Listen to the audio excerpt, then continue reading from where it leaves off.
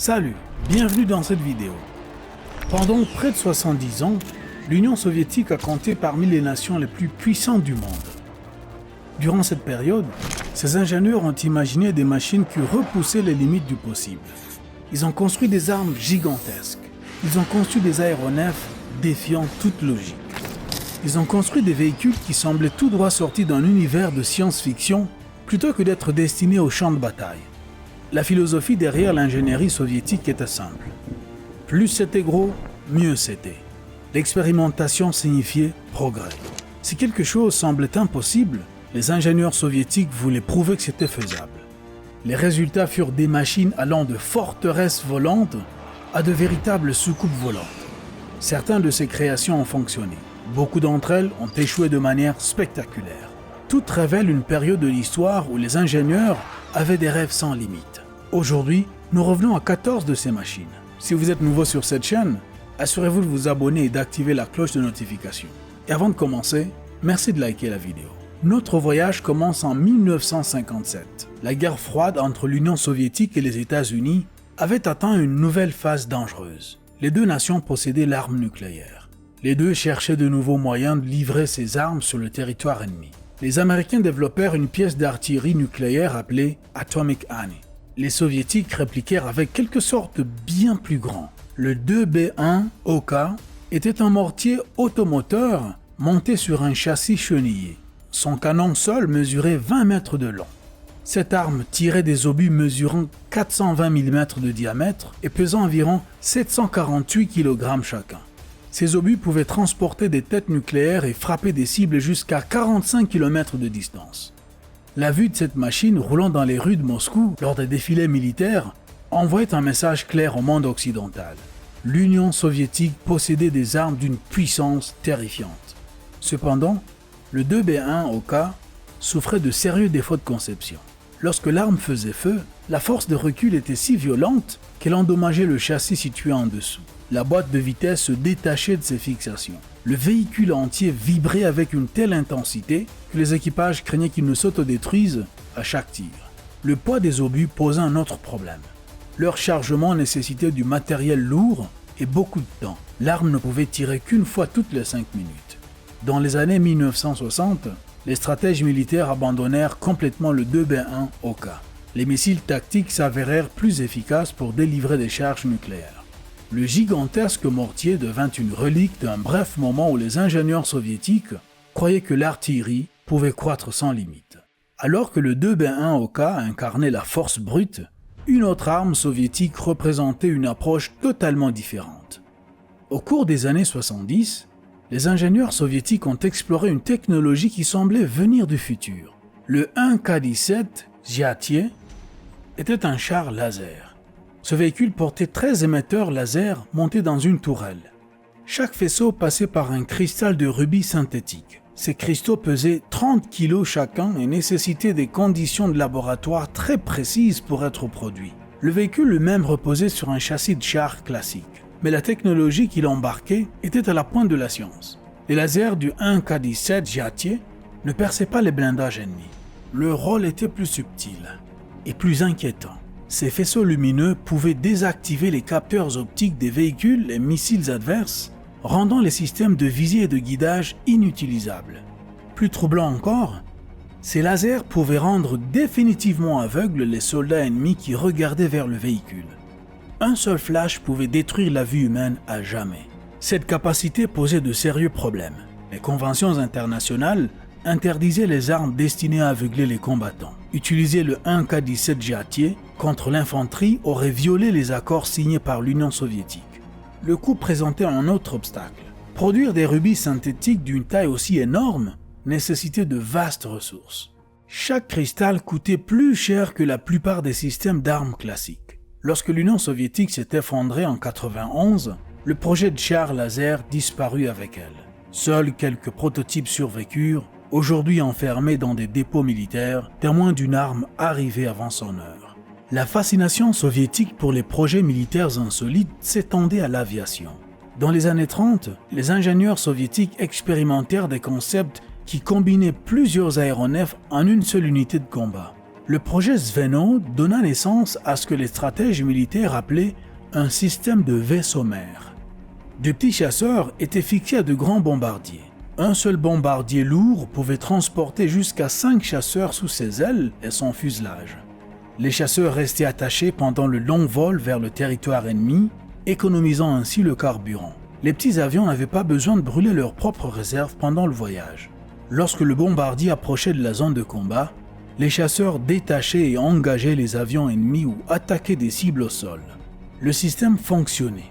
Les pilotes soviétiques menèrent des missions réussies avec cette configuration Zveno au cours des premières années de la Seconde Guerre mondiale. Les chasseurs décollaient de leurs bombardiers porteurs et frappaient les positions ennemies. Après leurs attaques, certaines configurations permettaient aux chasseurs de revenir se ravitailler tout en restant fixés au vaisseau-mère. Mais le projet Zveno ne survécut pas à l'évolution rapide de la technologie aéronautique. Les moteurs à réaction ont remplacé les hélices en quelques années après la Seconde Guerre mondiale. Les vitesses et les altitudes atteintes par les chasseurs à réaction rendaient le concept de vaisseau-mère impraticable. Le projet entra dans l'histoire comme une expérience réussie, mais brève, de l'aviation militaire. Les ingénieurs soviétiques ne s'arrêtèrent pas à la combinaison d'aéronefs. Ils tentèrent également de marier avions et véhicules terrestres dans des projets défiant les lois de la physique élémentaire. En 1942, l'armée soviétique faisait face à un problème majeur. Les troupes aéroportées pouvaient atterrir derrière les lignes ennemies, mais elles arrivaient sans matériel lourd. Les chars et les véhicules blindés ne pouvaient pas tenir à l'intérieur des avions de transport de cette époque. Les ingénieurs proposèrent alors une idée radicale. Faire voler un char. L'Antonov A-40 consistait à attacher un char léger sur une structure détachable composée d'ailes et d'empennage. Le résultat ressemblait à un char déguisé en biplan. Le principe était simple. Un bombardier devait remorquer le char dans les airs. Une fois la zone cible atteinte, le char se détachait et planait jusqu'au sol. L'équipe pouvait ensuite détacher les ailes et partir au combat. Mais le vol d'essai révéla immédiatement des problèmes.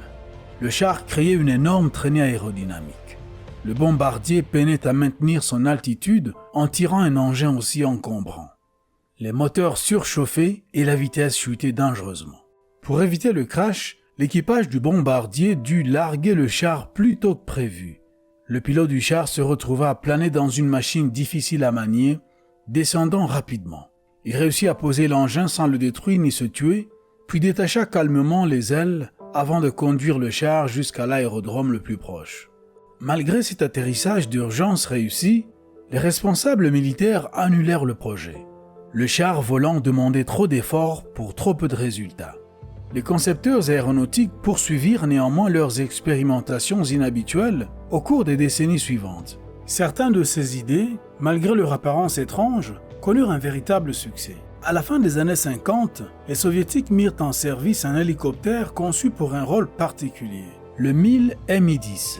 Les hélicoptères classiques transportaient leur cargaison à l'intérieur de la cabine, ce qui limitait la taille et la forme des objets. Le Mi-10 résolut ce problème en portant sa charge à l'extérieur, suspendue sous son fuselage. L'hélicoptère reposait sur 4 trains d'atterrissage extraordinairement longs, ce qui lui donnait l'allure d'une araignée volante. Ces jambes permettaient à l'hélicoptère d'enjamber de gros objets posés au sol. Des câbles fixaient la cargaison, puis l'hélico s'élevait tout droit en l'apportant sous son ventre. Le Mi-10 pouvait soulever 15 tonnes de frais externes. Il transportait des bus, des camions et des bâtiments préfabriqués à travers le territoire soviétique. Les équipages le pilotaient jusque dans des régions reculées où il n'y avait aucune route.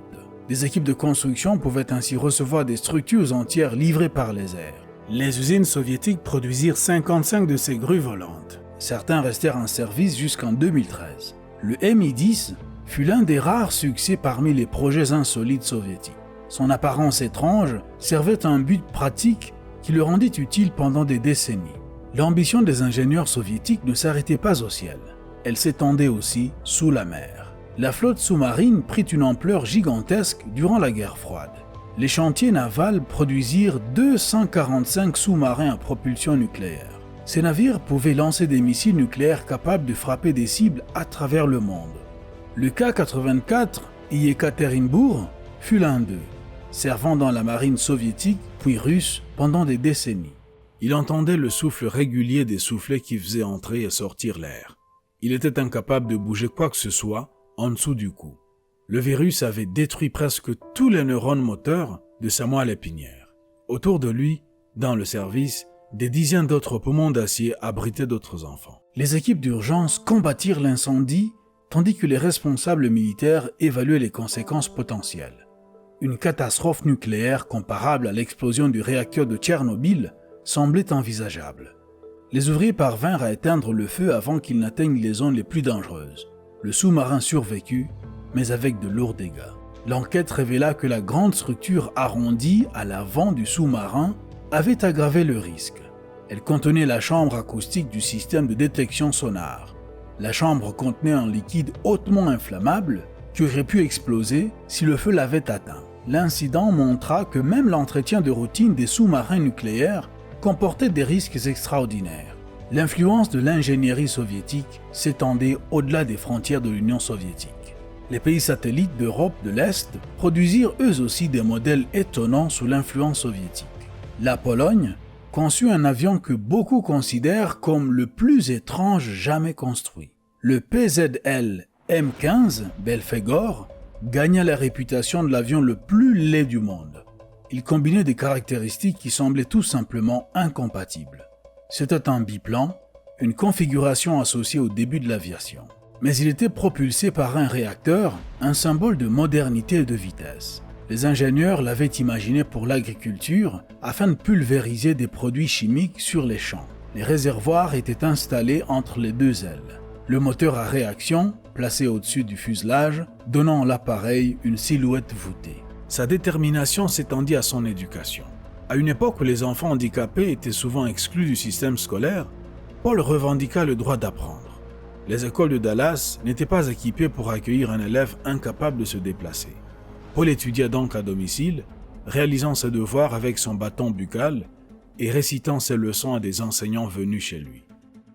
La production se poursuivit jusqu'en 1981, avant que les responsables soviétiques et polonais ne reconnaissent l'échec. L'avion censé moderniser l'aviation agricole s'avéra inférieur au modèle plus ancien. Les exemplaires survivants sont aujourd'hui exposés dans des musées de l'aviation, témoins d'une ambition technique qui dépassait la raison pratique. Les ingénieurs soviétiques connurent davantage de succès lorsqu'ils abandonnèrent les catégories classiques. Certaines de leurs machines les plus impressionnantes n'entraient dans aucune classification existante. L'écranoplane de classe Lune mesurait 74 mètres de longueur, soit plus qu'un Boeing 747. Pourtant, ce n'était ni un avion ni un bateau. Les ingénieurs le classèrent comme véhicule à effet de sol. L'écranoplane volait à quelques centimètres seulement au-dessus de la surface de l'eau. À cette hauteur, l'air comprimé entre les ailes et l'eau créait un effet de coussin qui augmentait considérablement la portance tout en réduisant la consommation de carburant. L'appareil pouvait filer à 550 km/h en touchant à peine la mer. Les stratèges militaires l'avaient conçu pour une mission précise. 6 énormes lance-missiles massifs montés sur son dos pouvaient détruire des porte-avions. L'écranoplan raserait la surface de l'océan à grande vitesse, tirerait ses missiles sur les navires américains et disparaîtrait avant que les avions ennemis ne puissent réagir. Un seul écranoplan de classe Lune fut achevé. Il entra en service en 87. Mais 4 ans plus tard, lorsque l'Union soviétique s'effondra, l'entretien d'un engin militaire aussi coûteux devint impossible. L'unique écranoplan achevé repose aujourd'hui abandonné sur une plage de la mer Caspienne, sa coque massive rouillant lentement dans l'air salin. Il témoigne de l'ambition technologique qui a survécu à la nation qui l'avait créée. D'autres projets soviétiques se sont aventurés encore plus loin dans des territoires inhabituels. Certains ressemblaient davantage à des engins de science-fiction qu'à des avions réels. Le projet Équipe donna naissance à un aéronef en forme de disque. Les observateurs occidentaux qui ont vu des photographies de cette machine le comparèrent immédiatement aux soucoupes volantes des récits de science-fiction. Mais cette forme circulaire répondait à des objectifs techniques sérieux. Le design offrait une efficacité aérodynamique exceptionnelle. Les tests en soufflerie montrèrent que le design de l'Équipe pouvait réduire considérablement la consommation de carburant par rapport aux avions conventionnels. Selon les calculs effectués par les ingénieurs, l'appareil consommerait environ 14 grammes de carburant par passager par kilomètre de vol, contre 45 grammes pour les avions classiques. Une telle économie réduisait les coûts d'exploitation et augmentait l'autonomie. Un tel avion pouvait décoller aussi bien depuis une piste que depuis une surface d'eau. Grâce à un système de coussins d'air, il pouvait s'élever depuis des terrains non préparés ou des lacs. Les versions militaires pourraient livrer des troupes et de l'équipement dans des endroits sans aéroport. Il écrivit des mémoires intitulées « 3 minutes pour un chien », en référence à sa technique respiratoire. Toutes les 3 minutes de respiration de grenouille lui permettaient d'obtenir assez d'oxygène pour prononcer quelques mots ou accomplir une tâche. Il tapa l'intégrité du livre à l'aide de son bâton buccal, lettre après lettre, sur un clavier placé devant son visage. L'aéronef en forme de disque ne vola jamais au-delà des essais. Un autre appareil soviétique insolite prit réellement son envol et effectua des missions. Il ressemblait étrangement à des vaisseaux spatiaux de film qui n'existaient pas encore. Le Bartini-Beriev VVA-14 effectua son premier vol en 1972. 5 ans plus tard, un film de science-fiction fit apparaître un vaisseau fictif appelé le Faucon Millennium. Les observateurs ont noté la similitude remarquable entre l'avion soviétique et le vaisseau spatial du film, bien que les ingénieurs soviétiques aient conçu leur machine avant que le film n'existe. Malgré son handicap, Roosevelt fut élu président en 1932 et exerça 4 mandats. Il fonda la Fondation nationale contre la paralysie infantile afin de financer la recherche et d'aider les victimes. Un animateur radio, Eddie Cantor, proposa d'inviter les Américains à envoyer des pièces de 10 cents à la Maison-Blanche.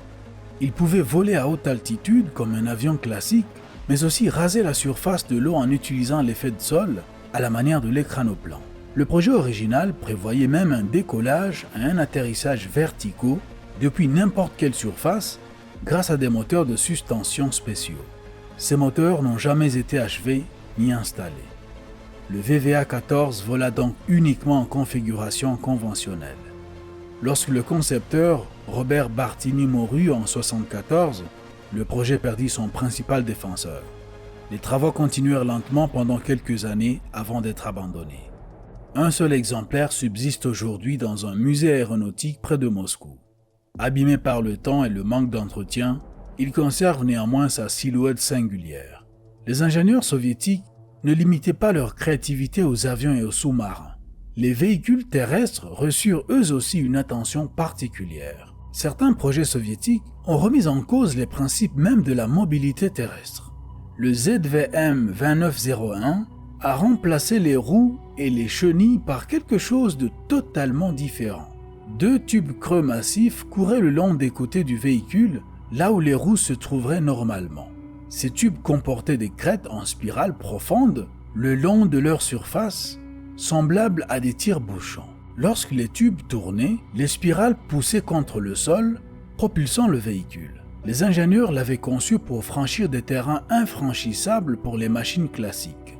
Les marécages engloutissaient les véhicules à roues, les chenilles s'enlisaient. Les congères bloquaient les routes pendant des mois durant les hivers sibériens. L'eau recouvrait de vastes zones du territoire soviétique lors des inondations printanières. Le véhicule à vis pouvait franchir tous ces obstacles. Les tubes rotatifs poussaient le véhicule vers l'avant à travers la boue profonde. Ils propulsaient le véhicule à travers les surfaces d'eau.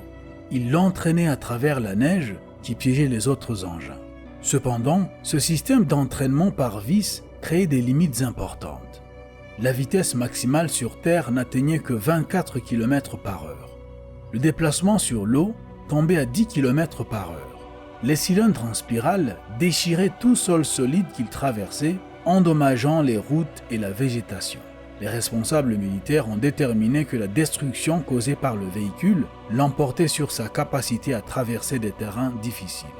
Les chars classiques à chenilles, malgré leurs limites, restaient plus pratiques. Les plus grands véhicules terrestres soviétiques évitaient les systèmes de transmission inhabituels. Ils se contentaient de grandir jusqu'à des tailles colossales. Certains incarnaient l'extrême de la philosophie « plus grand, c'est mieux ». Dans les années 30, Les ingénieurs aéronautiques soviétiques construisirent un avion d'une ampleur inédite, le Kalinin K-7. Son envergure dépassait les 52 mètres.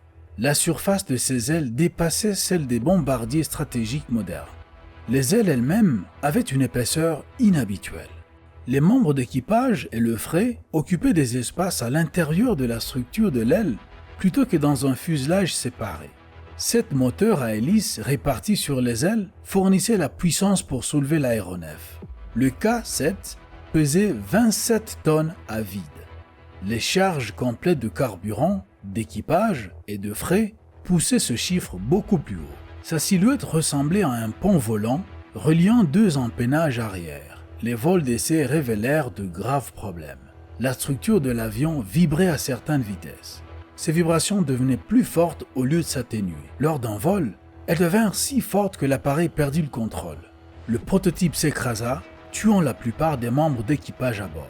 Les ingénieurs conclurent que la conception de l'aéronef dépassait les capacités structurelles des matériaux et des techniques de construction des années 30.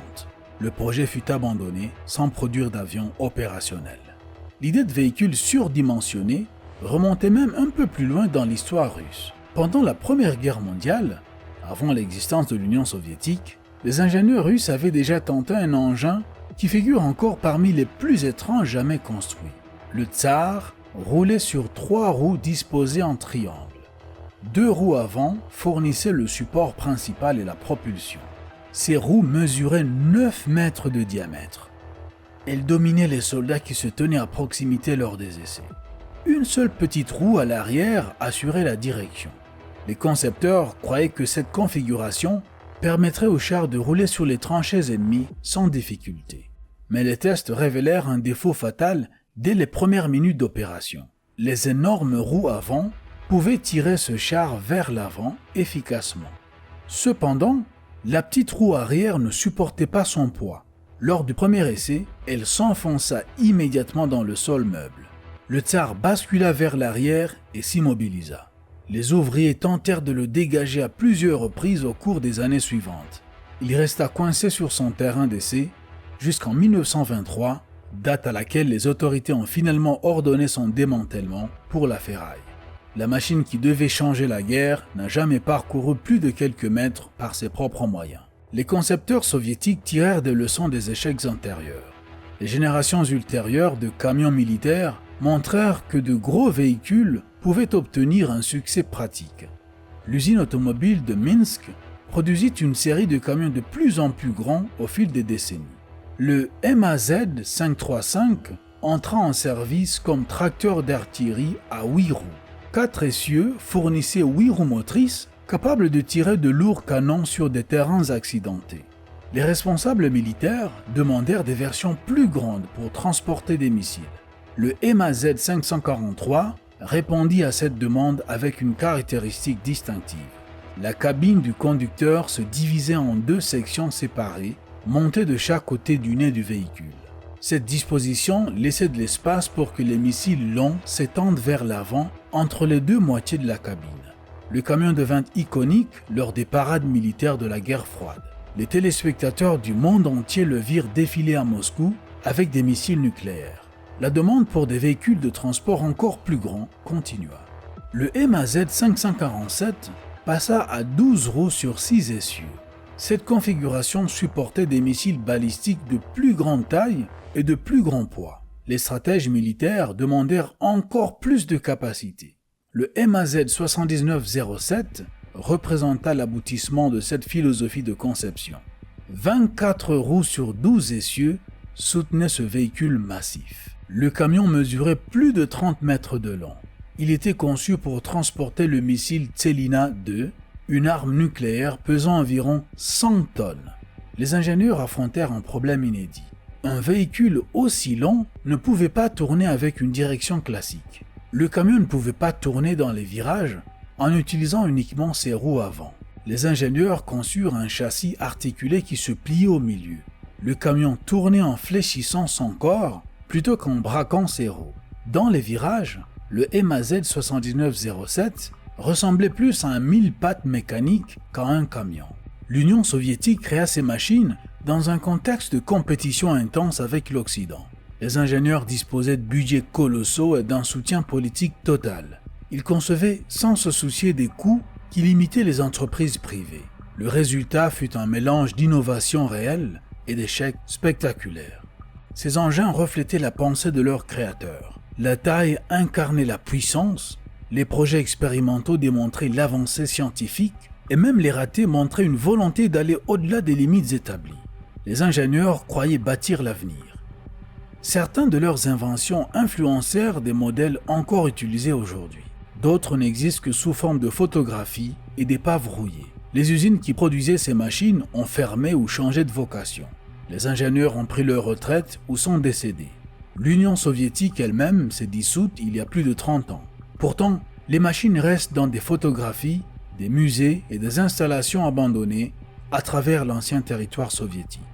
Elles témoignent d'une époque où les ingénieurs rêvaient sans limite et où les nations investissaient massivement pour transformer ces rêves en métal et en machines. Avez-vous déjà vu l'une de ces machines en vrai? Dites-le nous dans les commentaires. Si vous avez aimé la vidéo, mettez un pouce. Si vous voulez voir plus de vidéos que nous avons faites, cliquez sur l'une de celles qui s'affichent à l'écran ou jetez un œil à la chaîne. Merci d'avoir regardé. À la prochaine.